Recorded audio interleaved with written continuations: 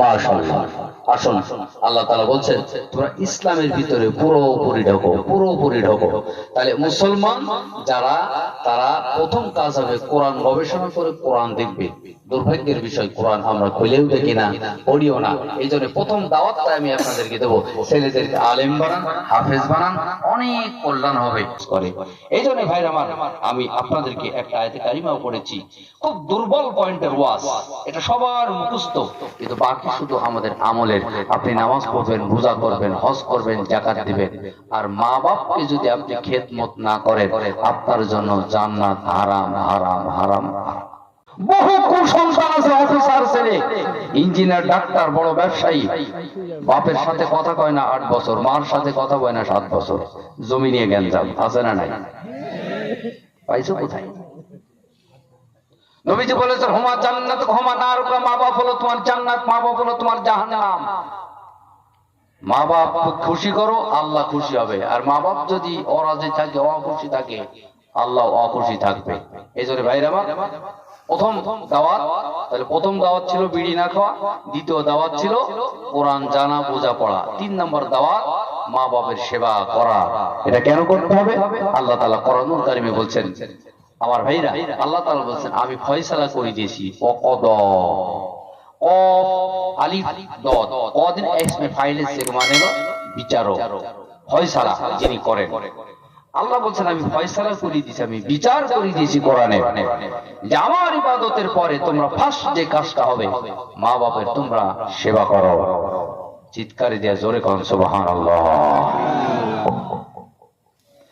ভাই আমার, বলে আমার আল্লাহ রাব্বুল আলামিন বলেছেন ইম্মা ইয়াবলুগান্না ইনদাকাল কিবারা আহাদুহুমা আও কিলাহুমা উফিউ ওয়া লা তানহারহুমা ওয়া কুল লাহুমা কাওলান কারীমা। আল্লাহ তাআলা বলেছেন সাবধান সাবধান, ইম্মা ইয়াবলুগান্না ইনদাকাল কিবারা, অবশ্যই অবশ্যই যখন তোমার পিতামাতা বার্ধক্য বয়সে উপনীত হবে, যখন বুড়া বুড়ি হয়ে যাবে, আহাদুহুমা উভয়ের ভিতরে, আও কিলাহুমা মা অথবা বাবা, অবশ্যই অবশ্যই তুমি তাদেরকে খেদমতের হাত বাড়িয়ে দাও। আল্লাহ পাক বলেছেন ওয়াকফিদ লাহুমা জানাহাল যুল্লি মিনার রাহমা।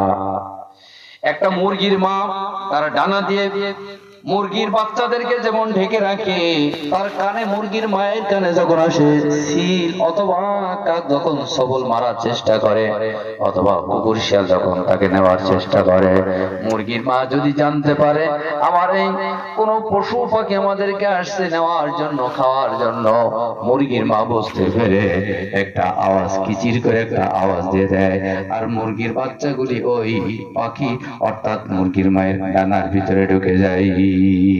জোরে কোন সুবহানাল্লাহ।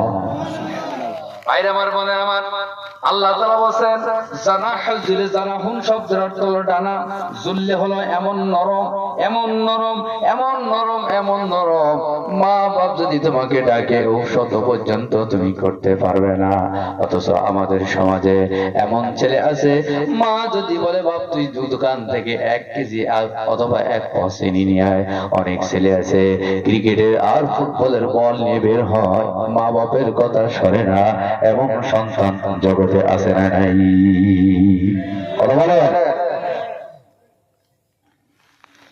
বাপ দিলের কান দিয়ে একটু শোনাবেন। অনেকে বলবেন হুজুর এটা পুরনো ওয়াজ, এটা পুরনো ওয়াজ নয়।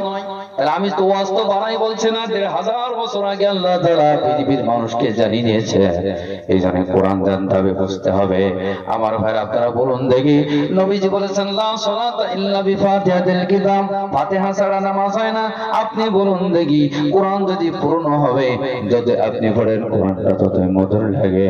আপনি প্রথম রাকাতে সূরা ফাতিহা পড়েন, দ্বিতীয় রাকাতে সূরা ফাতিহা পড়েন, তৃতীয় রাকাতে সূরা ফাতিহা পড়েন, চতুর্থ রাকাতে সূরা ফাতিহা পড়েন, আজও পর্যন্ত কোন ইমাম, কোন মুয়াজ্জিন, কোন মুসাল্লি, কোন ইমাম, কোন খতিব, কোন মুফতি, কোন মুহাদ্দিস, কোন ইমাম সাহেব হুজুর বলল না প্রতিদিন তো সূরা ফাতিহা পড়ি, আজকে সূরা ইখলাস বা কাউসার দিয়ে শুরু করব, এমনটি কেউ জগতে বলেছে নাকি?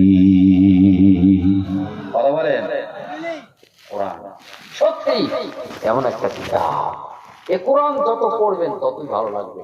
ভাইরা আমার, ভালোবাসা আমাদের দেশের ছেলেরা, এই যে 14 ফেব্রুয়ারি একটা ডেট চলে গেল, কি দিবস যেন ভাই? Valentine day.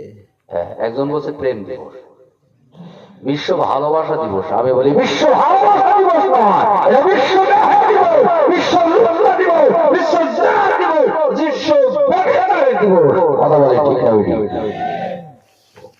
হ্যাঁ, বললে আর ওই শিশু পার্কে ছেলে আর মেয়েকে যায় কয় আই লাভ ইউ, ও মেয়ে কয় আই লাভ ইউ, তুমি খুব ভালোবাসো? হ্যাঁ খুব ভালোবাসো। ভালোবাসা যখন আসে তখন মানে জানালা দিয়ে আসে, আর অভাব যখন আসে ও দরজা দিয়ে পালাবে। কথা বলে ঠিক না বেটা? বেটা, ভালোবাসা করি বিয়ে করে কেউ সুখী হয়েছে এমনটি প্রমাণ পাওয়া যায় না। লাস্ট ফিনিশিং সব রসাতালে চলে যায়। যুবক তুমি বলো my dear, I love you my dear Allah, I love you my dear Prophet Muhammad sallallahu alaihi wasallam, I love you হাফেজ সাহেব, I love you মা বাপ, I love you ভাই বোনকে বলেন, হুজুরকে বলেন। বেগানা কোন নারীর ভালোবাসা ইসলামে হারাম, হারাম, হারাম, হারাম। অর্থাৎ বিয়ে করার আগে প্রেম ভালোবাসা করা হারাম, এটা আপনাকে বুঝে নিতে হবে। তার কারণ হলো, আপনারা বলুন দেখি, পায়খানা যখন করতে যান আপনার কি আগে কি পানি খরচ করেন না আগে পায়খানা করেন? হ্যাঁ, পায়খানার পরে তো পানি খরচ করেন। আচ্ছা, আগে নামাজ পড়েন না আগে উযু করেন? নাকি নামাজ পড়ে উযু করেন? তার মানে নামাজের আগে উযু করতে হয়, পায়খানা করার পরে আপনার পানি খরচ করতে হয়। তুমি ভালোবাসো বিয়ে করার আগে নয়, বিয়ে করে যত ভালোবাসো কোনো সমস্যা নাই। কথা বলে ঠিক না বেটা? আমার ওয়াজ মানে ভালো লাগছে না আপনাদের? আমি ছোট মানুষ, আমার বক্তৃতার বয়স কেবল 29.5 বছর চলছে। ছোটবেলা থেকে বক্তা তো সাত ঘাটের পানি মেরে দেখলাম ভাই, ইসলাম ছাড়া কোনো গতি নাই। কি দেবেন সম্পদ দিয়ে? আমার বাংলাদেশের একজন ধনী ব্যক্তি জহুরুল ইসলাম, কত টাকা ছিল সে নিজেই জানত না। তার মা একদিন বললো যে বাবা তোর নাকি অনেক টাকা, আমাকে একদিন দেখা। বাংলাদেশ ব্যাংক থেকে টাকা তুলে 2 ট্রাক টাকা, শুধু 1000 টাকা সাজাই সাজাই। মা বলল, মা এই ট্রাকে যত টাকা আছে সব আমার। কিন্তু বেচারা খাবার কি ছিল জানেন? কচুর শাক আর 2টা রুটি প্রতিদিন খাবার। টাকা দিয়ে কি করবে? আমরা অনেকে আছি দান করতে চাই না। আল বখিলু লা ইয়াদখুলুল জান্নাহ, কৃপণ ব্যক্তি জান্নাতে যাবে না। মানে ঘরে গুড় থাকার পরে মরিচ বাটা দিয়ে রুটি খায়, কিন্তু গুড় দিয়ে রুটি খায় না। আছে না এরকম প্লেয়ার? কৃপণ আছে না নাই? সম্পদ কি ভাতে দিয়ে খাবেন? দান করে যান আল্লাহ রাস্তায়, অনেক কাজ হবে। সিরাজগঞ্জ একটা জেলা আছে আমার বাংলাদেশে, একটা ফ্যাক্টরির মালিক, অনেক ধনী মানুষ, দান করতো না বুঝছেন। মাদ্রাসার ছেলেরা গেলে বলতো যে ফকির আসছে, ফকির আসছে, অবজ্ঞা করতো। মরে যাওয়ার পরে আধা ঘন্টা পরে গোরস্থানে যখন দাফন করা হয়েছে, তার কবর থেকে দাও দাও দাও দাও করে আগুন হচ্ছে, আগুন আগুন আর আগুন আগুন আগুন। বলছে ব্যাপারটা কি? তখন তার 2 দিন পরে স্ত্রীকে স্বপ্নে দেখাচ্ছে কবর থেকে, আমি জীবনে ভুল করেছি, তোমরা ভুল করো না, আজকে কবরের শাস্তি হচ্ছে আমার। আমি হুজুরদের অবজ্ঞা করেছি, মাদ্রাসায় দান করি নাই, এতিমখানা মসজিদে দান করি নাই, আমি অন্যায় করেছি, আমার নামে তোমরা দান করো। মরি যাওয়ার পরে এতই সস্তা,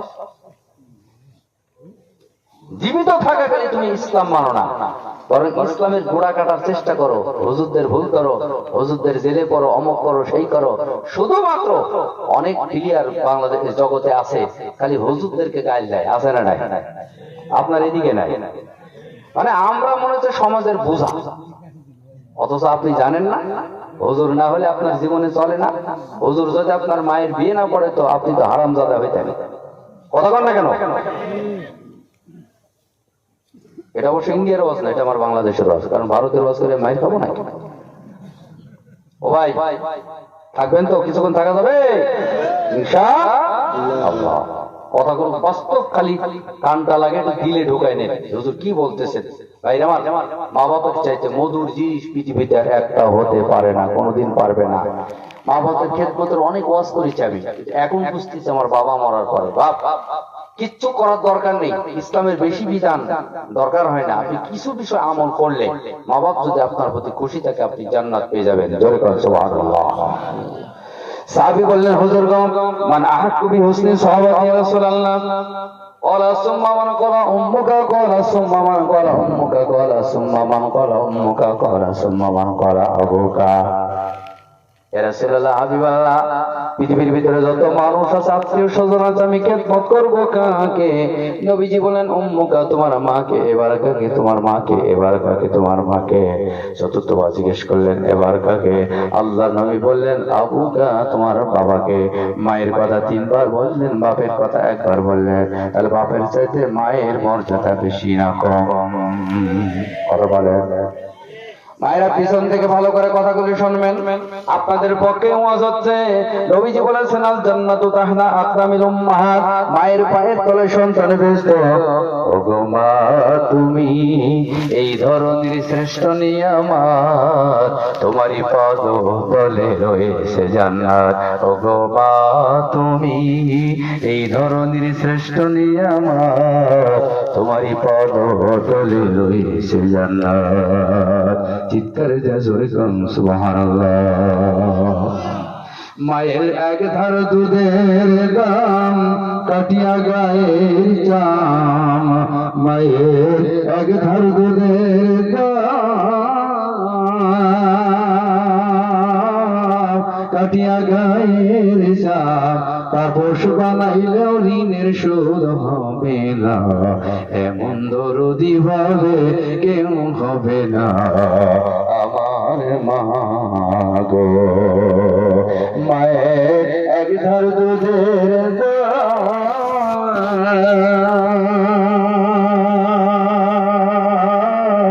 কাটিয়া গায়ের চাপ, তাপস বানাইলেও ঋণের শোধ হবে না, এমন দরদি হবে কেউ হবে না আমার মা গো। পিতা আনন্দে মাতিয়া সাগরে ফেলিয়া, সেই যে চলে গেল ফিরা আইল না। মায়ের ধরিয়া জঠরে কত কষ্ট করি, মায়ের ধরিয়া জঠরে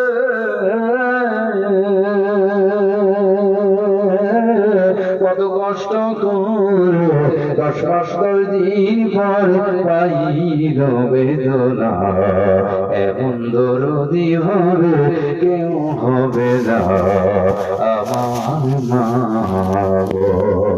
চিল্লে কন্যা খাবা কিছু করিস না, আমার ভাইরা। তাহলে মায়ের মর্যাদা আল্লাহ তাআলা নবী দিয়ে দিলেন। 1000 বছর আগে আল্লাহ তাআলা মা আপনাকে আল্লাহ তাআলা মর্যাদা দিয়েছেন। সূরাতুন নিসা, মহিলা জাতি নামের একটা কোরআন শরীফে সূরা দিয়েছেন। এর প্রতি স্পেশাল করে আল্লাহ তাআলা মরিয়ম নামে একটা সূরা দিয়েছেন, সূরাতুল মারিয়াম। চিৎকারি দিয়ে জোরে করুন সুবহানাল্লাহ।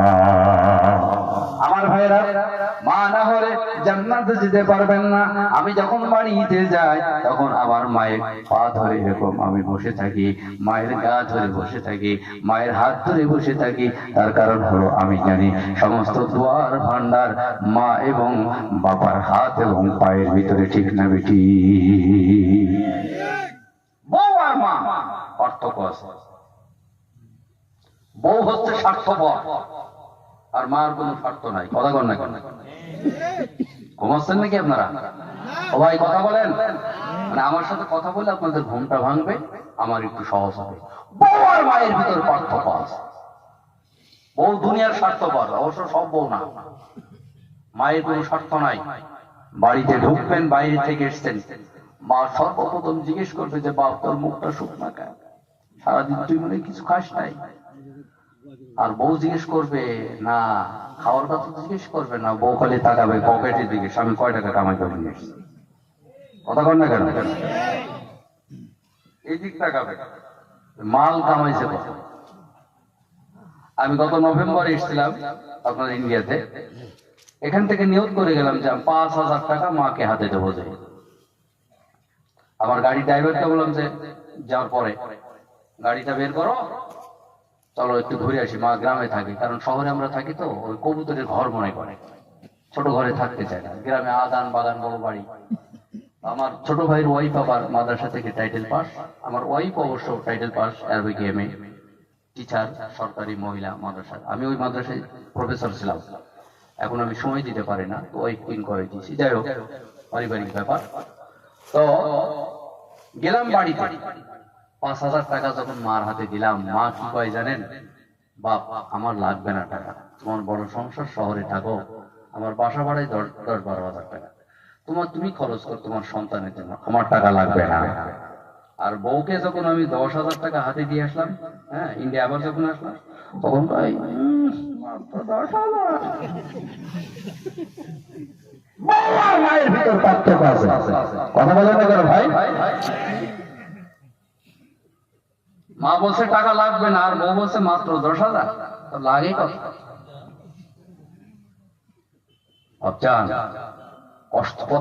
অনেক কষ্ট করে কথাগুলো আসছে।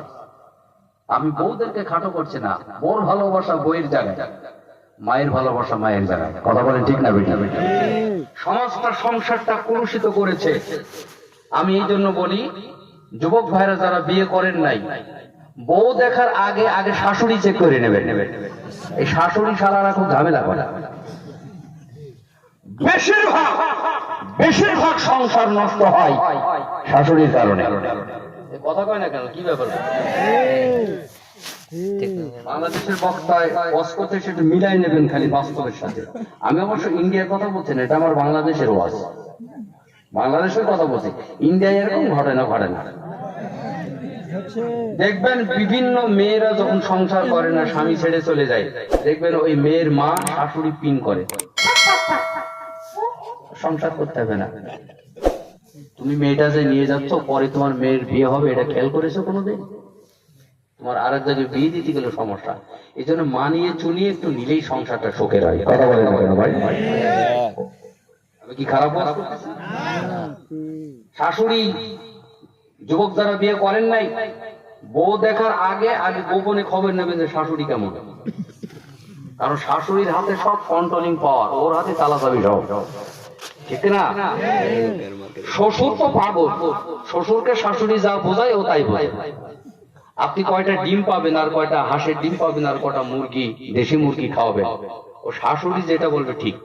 শাশুড়ি শ্বশুরকে বলবে যে যাও যাও, জামাই এসেছে, এখন জামাই আসছে, জামাই খাওয়াবো সেমাই, এটা নিয়ে এসো, ওটা নিয়ে এসো, শ্বশুর তাই নিয়ে আসে।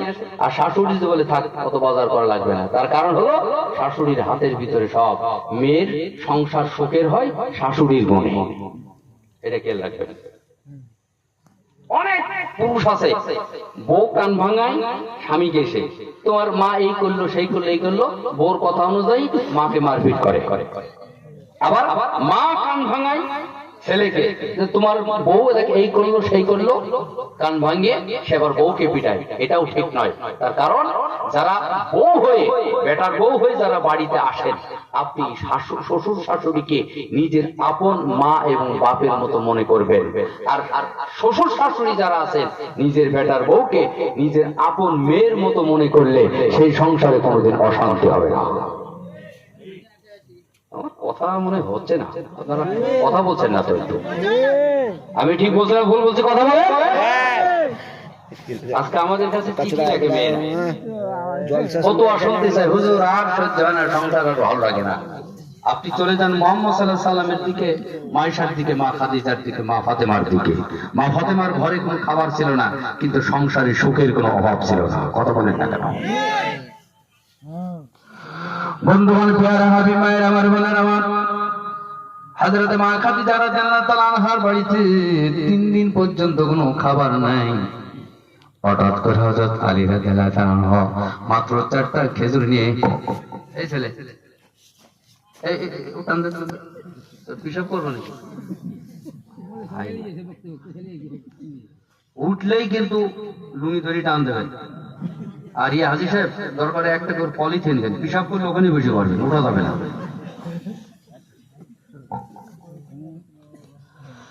বিশ্বনবী সাল্লাল্লাহু আলাইহি সাল্লামের জামাই বাড়িতে ঢুকলেন, মা ফাতেমা বলছেন স্বামী এসেছেন।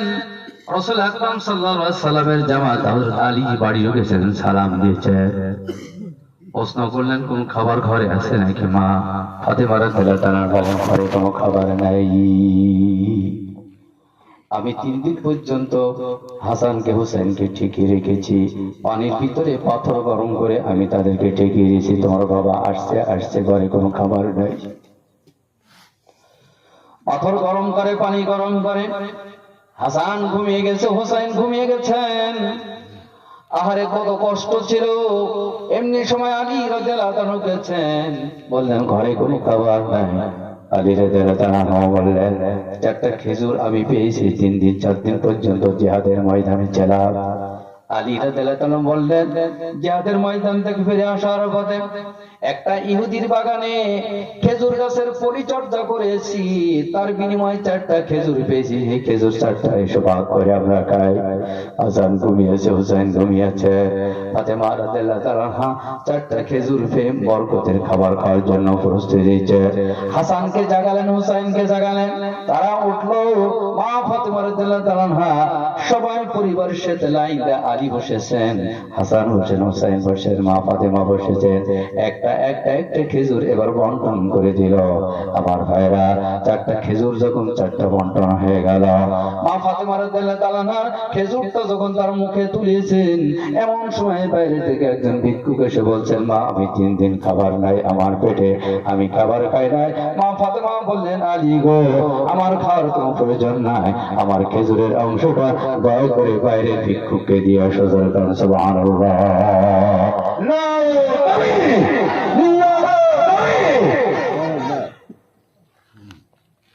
আর আমাদের বউরা 12টা শাড়ি কখনো থাকার পরেও ওই স্বামী একটা জামদানি শাড়ি আমদানি করতে পারো না, ঠিক না? ঠিক। আর পরের ওয়াজ করবো কি, আমার বউ তো খালি বোরকা চাইবে।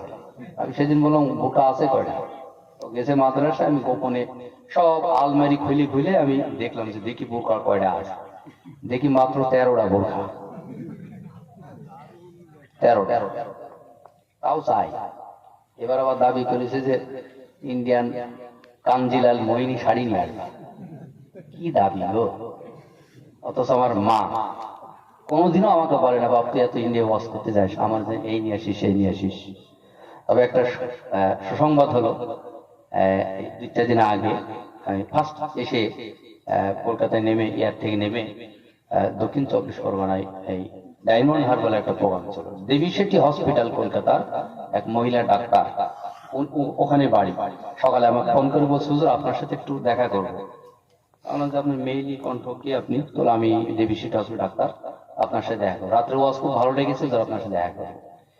আসলো, এসে তার ভাতিজার এসে দেখা করলো, সালাম কালাম করলো। বলল হুজুর কিছু মনে না করলে 7-8টা শাড়ি নিয়ে এসেছি। বলছে আপনার যেটা পছন্দ হয়, মানে আমাকে ভাই বলছেন, ভাবির জন্য শাড়ি একটা, আর আপনার মা বেঁচে আছে, আমার মা বেঁচে আছে, এই 2টা শাড়ি আমাকে উপহার দিয়েছে, স্ত্রীর জন্য একটা আর মায়ের জন্য একটা। আমি বললাম যে আল্লাহ আপনাকে হেফাজত করে রহম করুক। এই মোটামুটি ইন্ডিয়ার মানে এ পর্যন্ত আমি এই 2টা দান পেয়েছি, রাখছি। ওয়াইফকে বললাম যে তোমার সুসংবাদ আছে, ইন্ডিয়ান শাড়ি কিন্তু তোমার উপহার আছে। কি খুশি, কয় তাড়াতাড়ি আইসো।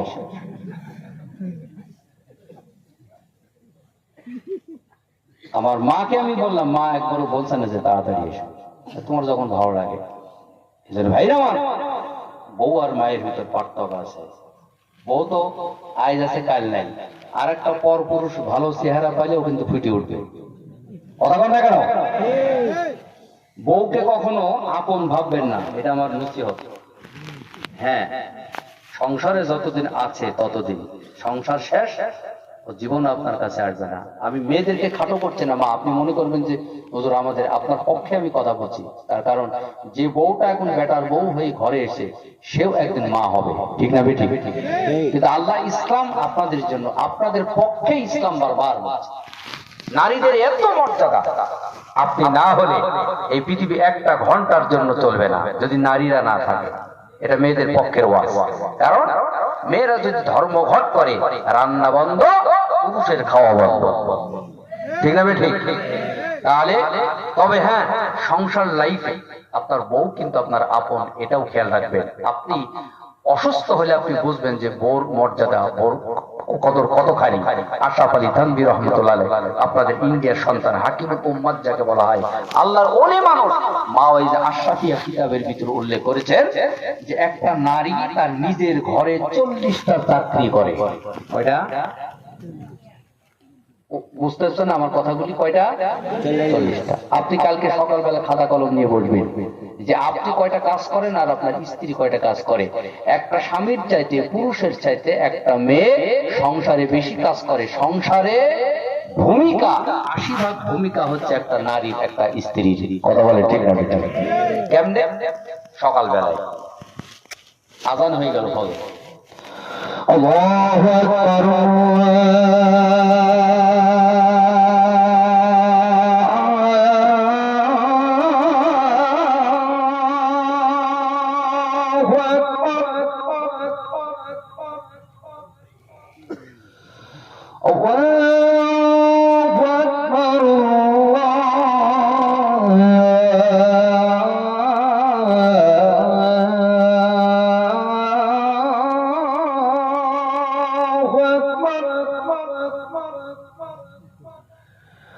أشهد أن لا إله إلا الله،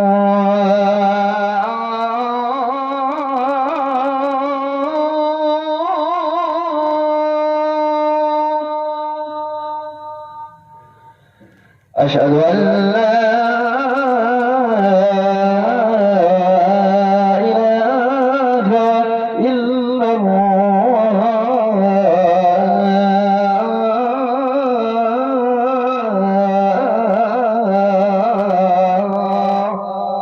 সুবহানাল্লাহ। খারাপ লাগলো? পরে পুরো আজানটা পরে শোনাই শোনাই, কারণ সময় কমে যাবে। ঠিক আছে তো? পুরো আজান যদি শুনতেছেন পরে ইনশাআল্লাহ আমি দেব। আমার ভাইরা ভালো করে খেয়াল করেন, সকালবেলা আপনি খাতা কলম নিয়ে বসবেন, ফজর আজান হয়ে যাওয়ার পরে আপনার আগে আপনার স্ত্রী ঘুম থেকে ওঠে, সর্বপ্রথম একটা ঝাড়ু নেন, ঘরটা পরিষ্কার, একটা চাকরি। 2 নম্বর চাকরি, আপনার স্ত্রী সন্তানের বয়স 1.5 বছর, সন্তান আবার দুধ খাওয়ার জন্য কাঁদতেছে। একটা মা তার দুধ খাবে দেয় সন্তানকে, সঙ্গে সঙ্গে সন্তান পায়খানা করলো, সুইপারের মতো পায়খানা পরিষ্কার করে দেয়, আবার পেশাব করে, পেশাব পরিষ্কার করে দেয়, সুইপারগিরি কাজ করে একটা মা, একটা স্ত্রী। আবার ওইটা পরিষ্কার করে শুকনা কাপড় দিয়ে জড়াইয়া, আবার ওই সন্তানের দুধ খাওয়াইয়া, আবার ঘুম পাড়িয়ে দেয়। স্বামী বলছে আমি ব্যবসার কাজে যাব, চাকরির কাজে যাব, আমাকে একটা চা নাস্তা করে দাও, চা বানিয়ে দেয়, নাস্তা বানিয়ে দেয়। আবার আর একটা ছেলে সারা রাত ধরে আপনি কান্নাকাটি করেছেন, ওই কান্নাকাটি স্ত্রী আপনার সন্তান থামিয়ে দেয়। এবার রাতের বেলায় আপনি খেয়েছেন, আপনার স্ত্রী খেয়েছেন, সন্তান খেয়েছে, বেটার বউ খেয়েছে, আর 10টা প্লেট নোংরা করে রাখে। এই কনকন শীতের ভিতরে একটা মা ওঠে, ঠান্ডা পানি দিয়া 8-10টা থালা বাসন পাত্র সব ধুয়ে ফেলে। কথা বলেন ঠিক না বেটি? আমি কি খারাপ কাজ করতেছি? তাহলে মা দেখেন কত, একটা স্ত্রী কত কাজ করলো। শুধু তাই নয়, আর একটা 5 বছরের ছেলে বলছে আমি মক্তবে যাব, মাদ্রাসায় যাব, ওকে পোশাক পরিয়ে দেয়, ওকে নাকের ফুটা মুছিয়ে দেয়, আবার তাকে মুখ ধুয়ে দেয়, ব্রাশ করিয়ে দেয়, পোশাক পরে তার বই খাতা কলম দিয়ে আবার স্কুলে পাঠিয়ে দেয়। আবার আর একটা ছেলে কলেজ যাবে, আর একটা মেয়ে স্কুলে যাবে, এরকম সব মা কিন্তু করে দেয়। বাপ তো গেছে সংসারিক কাজে, সংসারে উন্নত করার জন্য, ব্যবসা করার জন্য, চাকরি করার জন্য, ক্ষেত খামারের জন্য, ফসল গেছে মাটিরে। আমার ভাইরা স্ত্রী আবার রান্নায় চাপিয়ে দেয়। আপনার এক তরকারিতে পছন্দ হয় না, স্ত্রী শাক রান্না করে, ওর রান্না করে, ডাল রান্না করে, ডিম ভাজিয়ে দেয়, ভাত রান্না করে, রুটি বানিয়ে দেয়। আবার জামাই জুমরা যখন আসে সমস্ত কাজ সেরে ফেলে, আবার ঘর ঝাড়ু দেয়, ঘর পরিষ্কার করে। এবার আপনি বাড়ির থেকে, বাইরে থেকে এসেছে, আপনার গোসলের পানি এগিয়ে দেয়, আপনাকে লুঙ্গি এগিয়ে দেয়, আপনাকে তোয়ালে দেয়, আপনাকে আবার খাবার বেড়ে দেয়, আবার থালা ফালা পেছন দিয়ে দেয়। শুধু তাই না, সারাদিন ধরে একটা 40 থেকে 50টা চাকরি করে। কথা বলে ঠিক না বেটি? আমি তো বাস্তব না অবস্থা কথা বলছি। মেয়েরা খুব খুশি হচ্ছে, এরা মজুরি তো দরকার ছিল। মা আপনার পক্ষে আমি কথা বলছি, মা জাতি যদি পৃথিবীতে না থাকে পৃথিবী চলবে না। এটা খেয়াল করবে। এই জন্য মাদেরকে সম্মান করবে। ওয়াশিরহুন্না বিল মারুফ, আল্লাহ বলছে স্ত্রীদের সাথে যেন ভালো ব্যবহার করো। তুমি যা খাবে তোমার স্ত্রীকে তাও খাওয়াও। তুমি 1000 টাকার পাঞ্জাবি পরলে স্ত্রীকে 300 টাকার শাড়ি দিবা, তা হবে না। তোমার স্ত্রীকেও তুমি 1000 টাকার শাড়ি দাও। কথা বলে না কেন ভাই? তাহলে তো ইনসাফ হবে না। ভাইরা আমার, বোনেরা আমার, আপনি মা বাবার প্রতি কেন ভালো আচরণ করবেন? এবার আপনাদেরকে একটা ঘটনা শোনাবো তাফসীরি থেকে। আমার ভাইরা, হযরত মূসা আলাইহিস সালামের যুগে আমির বিন সুলাইমান নামে একজন ভদ্রলোক ছিল, খুব ধনী মানুষ। তার একটা কন্যা সন্তান ছিল। কন্যা সন্তানের নাম হলো হেলেনা। আপনার এলাকার মেয়েদের নাম কেমন আমার জানা নাই। আমার বাংলাদেশের মেয়ে যদি বলা যায় মেয়ে তোমার নাম কি, মেয়ের নাম এমন আছে, কয় আকাশী, বাতাসি, ঠাকারি, হেলেনা, দোলেনা, আগেনা, মোতেনা, কায়না, ঘুমাইনা, দেখেনা। আছে নাকি আপনার এদিকে এরকম নাম? হ্যাঁ, বৈকালী, চৈতালি, বৈশাখী, ইতি, গীতি, বৃষ্টি, এটা মেয়েদের নাম। আর পুরুষও কম না। কি নাম? ওই আকাশ, বাতাস, উৎপল, চপল, সাগর, দুঃখ, বেদনা, তারপরে জুতো, স্যান্ডেল, হলার, dollar, chocolate, tablet, Dablu, Ghablu, Saltu, Mintu, এরকম নাম আছে না? কথা বল না কেন ভাই, আছে না নাই? নামের ব্যাপারে আল্লাহ প্রশ্ন করা হবে। আল্লাহ তাআলা বলে সবচেয়ে প্রিয় নাম হলো আব্দুল্লাহ আর আব্দুর রহমান। আল্লাহ তাআলার প্রিয় নাম, অথচ নামের ব্যাপারে আমরা উদাসীন। ভাইরা আমার, বাচ্চা কাচ্চা সন্তান যখন হবে তখন 7ম দিবসে আকিক করা নিয়ম। ছাগল হলে, ছেলে হলে 2টা ছাগল অথবা ভেড়া, মেয়ে হলে 1টা ছাগল বা ভেড়া। অনেকেই এটা ভুল মাসলা চালু আছে সমাজে। কুরবানির গরুর ভাগের সাথে আকিকা দেয়। এটা দৈব জাল হাদিসও খুঁজে পাওয়া যায় না। এটা করবেন না। স্পেসিফিক নবীজি পশুর কথা উল্লেখ করেছেন। ছেলে হলে 2টা বকরি বা ভেড়া অথবা মেয়ে হলে 1টা ছাগল বা ভেড়া। এটা খেয়াল রাখবেন। গরুর ভাগের আকিকার সাথে আপনি এটা ঢোকাবেন না। হাদিসে খুঁজে পাওয়া যায় না। 7ম দিবসে অথবা 14 দিনে অথবা 21 দিনে অথবা জীবনে একবার না দিলে কোনো সমস্যা নেই। অনেকে কুরবানি ওয়াজিব, কুরবানি না দিয়ে আগে আকিকা দেয়। 2-1 জন উঠতেছেন, সুগার আছে নাকি? আচ্ছা, আপনারা যারা বসে আছেন 1 ঘন্টা মনে হয়ে গেছে না? 1 ঘন্টা হয়ে গেছে। আমি 12টা 20-এ উঠছি, অর্থাৎ 1 ঘন্টা 10 মিনিট ওয়াজ হয়ে গেল। তা আপনাদেরকে বলেছিলাম যে 1 ঘন্টা সময় দেবেন, তো 1 ঘন্টা তো হয়ে গেল। তো আমি এখন মনোযোগ দিয়ে দিই। আপনারা কি বলছেন বলেন? এই যে 2-1 জন উঠতেছেন, না না ওয়াদা করেছেন যে আমরা উঠবো না। এখন যদি বলেন যে আপনারা কিন্তু ওয়াদা পূরণ করে ফেলেছেন, 1 ঘন্টা বলছিলাম, 1 ঘন্টা 10 মিনিট হয়ে গেছে, তাহলে আজকের মতো থাক, আরেকদিন দাওয়াত দেবেন ইনশাল্লাহ, নাকি? পরে ওয়াজ করে দিয়ে দেবো, থাকবেন? তাহলে একটু চলো কার না হয় তাকবীর। আল কোরআনের আলো, আল হাদিসের আলো, নারে তাকবীর। বীর মুসলমান ধরওয়াল কোরআন, বীর মুসলমান ধরওয়াল কোরআন, ফিরায়ে আনো সেই হারানো সম্মান। বীর মুসলমান নারায়ে তাকবীর, আল্লাহু আকবার, রোল তাকবীর ধ্বনি দাঁড়ায় একবার। বীর মুসলমান ধরওয়াল কোরআন, বীর মুসলমান ধরওয়াল কোরআন, ফিরায়ে আনো সেই হারানো সম্মান। বীর মুসলমান যে আওয়াজ শুনে ওরে মুসলমান ভয় কাঁপিত কাফের বেঈমান। যে আওয়াজ শুনে ওরে মুসলমান ভয় কাঁপিত কাফের বেঈমান। দাওরে সে হুঙ্কার কররে তোলবার, দাওরে সে হুঙ্কার কররে তোলবার, রাত দুনিয়া ভেঙে কররে চুরমার। বীর মুসলমান ধরওয়াল কোরআন, বীর মুসলমান ধরওয়াল কোরআন, ইলাহে আনো সেই হারানো সম্মান। বীর মুসলমান যে ঈমান বলে ওই বলিয়া শাসন করেছিল দুনিয়া জাহান। যে জীবন বলে হে বলিয়া শাসন করেছিল দুনিয়া জাহান সত্যের সে তলোয়ার তুলিয়া বা সত্যের সে তলোয়ার নরে তুলে আবার দুনিয়া ভেঙে কহুরে চুরমার বীর মুসলমান করওয়াল কুরা বীর মুসলমান করওয়াল কুরা ইলাহে আরশে হারানো সম্মান বীর মুসলমান নারে তাকবীর চলবে তো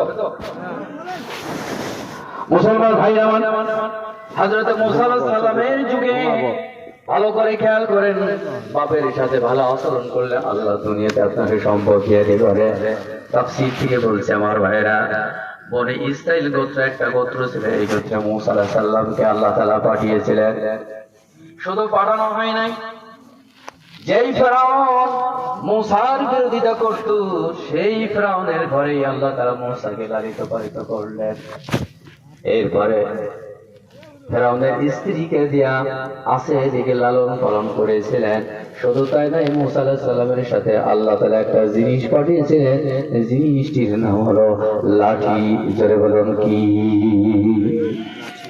লাঠিটা ছিল জান্নাতের ভিতরে আদম আলাইহিস সালামের কাছে আদম আলাইহিস সালামের কাছ থেকে হাত বদল হতে হতে শীষ নবী নূহ নবী শুআয়ব নবী এরকম বদল হতে হতে শুআয়ব নবীর হাতে যখন লাঠিটা এসে পড়ল মুসা আলাইহিস সালাম 10টা বছর ছাগল চড়িয়েছিলেন শুআয়ব আলাইহিস সালামের 10 বছর পরে দুইটা কন্যা সন্তান ছিল একটা সফুরা আর একটা সগরা বড় কন্যা সন্তান সফুরার সাথে শুআয়ব নবী মুসা আলাইহিস সালামের বিয়ে দেয় আমার ভাইরা আপনারা শ্বশুর মানুষ জামাইকে অনেক কিছু দেয় কিন্তু শুআয়ব আলাইহিস সালাম মুসা আলাইহিস সালামকে কিছুই দেন নাই একটা লাঠি উপহার দিয়ে বলল জামাই বেটাই লাঠি দিয়ে তুমি যা ইচ্ছা তাই করতে পারে আমি মুজিজার স্বরূপ আল্লাহর পক্ষ থেকে আমি নবীর হাত বদলে পেয়েছি আমি শ্বশুর হয়ে এই লাঠিটা তোমাকে উপহার দিলাম লাঠি দিয়ে তুমি দুনিয়া কামাই করতে পারবে সুবহানাল্লাহ